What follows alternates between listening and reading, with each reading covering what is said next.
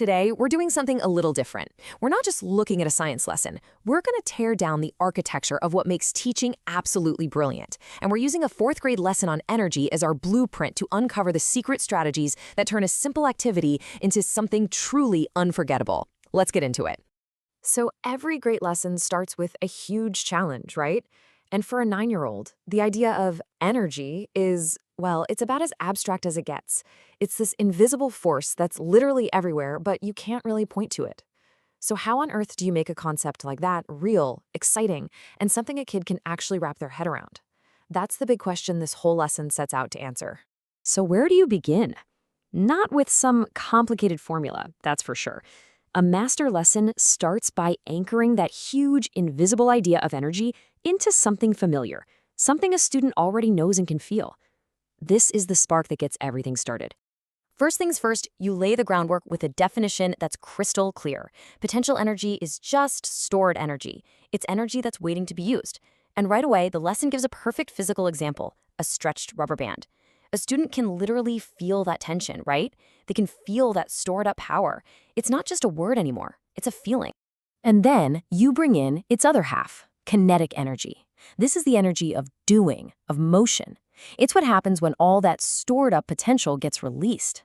So by setting up these two ideas, back to back, with super simple examples, the lesson creates this core relationship that's going to drive everything, the switch from waiting to moving. Now, to really bring this idea of energy-changing forms to life, the teacher grabs a simple flashlight. They walk the students through it step by step. This is a classic teaching technique called explicit instruction. There's no guesswork. The teacher shows them exactly how the chemical energy tucked away in the battery becomes electrical energy, which then, boom, turns into the light and heat they can actually see and feel.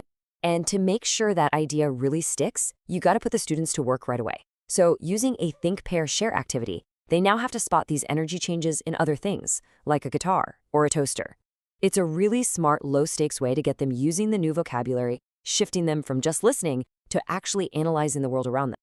Okay, now the lesson does something really special. This is where it shifts the students' whole identity. It transforms them from just being kids in a classroom into active creators and problem solvers. They literally become engineers. The wording here is so important. The teacher doesn't say, okay, let's make a toy car. They say, you are going to act as mechanical engineers. That one sentence does so much. It gives them a professional role, a clear mission, and a real sense of purpose. It just elevates the whole thing from a craft project into a serious engineering challenge. Of course, you can't just toss a bunch of fourth graders an engineering problem without any help, so the lesson provides these really clear, scaffolded instructions. The teacher shows them the tricky parts, like making sure the axles are straight, which makes the whole process accessible, not frustrating. That structure is what gives them the confidence to build and start experimenting. And here's a brilliant strategy for managing group work. By giving out specific jobs, the teacher makes sure that every single person is involved and has a responsibility. The chief engineer is in charge of the build, the safety inspector keeps an eye on things, and the data analyst, well, their job is about to become very important. This way, nobody gets to just sit on the sidelines. This next part, this is where the magic really happens. This is the climax of the whole lesson, where a fun, hands-on activity becomes a real scientific investigation, all driven by the students' own curiosity and the data they collect. Just look at this simple table. This right here is a total game changer.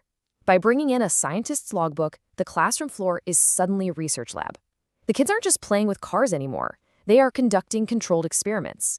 They're changing one single thing, the number of wins on the rubber band, to see exactly how it changes the outcome. And this is the aha moment.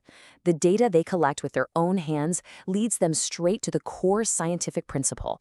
The more you wind the rubber band, which is more potential energy, the farther the car goes, which is more kinetic energy. That abstract idea from the beginning of the lesson is now a concrete fact that they proved themselves. Now that is learning that lasts. But a powerful discovery like this shouldn't just stay in the classroom, right? A true masterclass connects the dots to the world outside, showing students how these exact same principles are at work all around them. So the lesson brilliantly scales up the concept. It takes the super simple mechanism of their little rubber band racer and connects it to something massive, like a hydroelectric dam. The water held up high behind the dam, that's just like their wound-up rubber band. Tons of potential energy. When that water falls, that's kinetic energy, just like their car moving across the floor. This shows them that the science they just discovered applies to both tiny toys and enormous structures. And this is just the perfect example of making learning relevant. The lesson draws a direct line from the energy stored in their little rubber band to the chemical energy stored in the battery of an electric vehicle. All of a sudden, their little cardboard car is a model for the cutting-edge technology they see on the roads every day. It makes them feel like they're a part of this huge, exciting world of science and innovation. Okay, so we've deconstructed this whole lesson. What are the key strategies, the big takeaways we can pull from this? Let's take a look at the teacher's toolkit that made this all work so incredibly well. At the end of the day, the success of this lesson is no accident. It's built on all these deliberate, really thoughtful teaching moves, from using a slinky to show how energy moves, to pre-poking holes for kids who might struggle with the build, to challenging the faster students to figure out how to add more traction. Every single detail is designed to engage, support, and push every single kid in that room. Ultimately, this lesson is just a powerful blueprint for how to make the invisible visible. It proves that with the right structure, the right questions, and a real focus on letting kids discover things for themselves, any abstract idea can become real and unforgettable. So the only question left is, what abstract idea are you going to bring to life?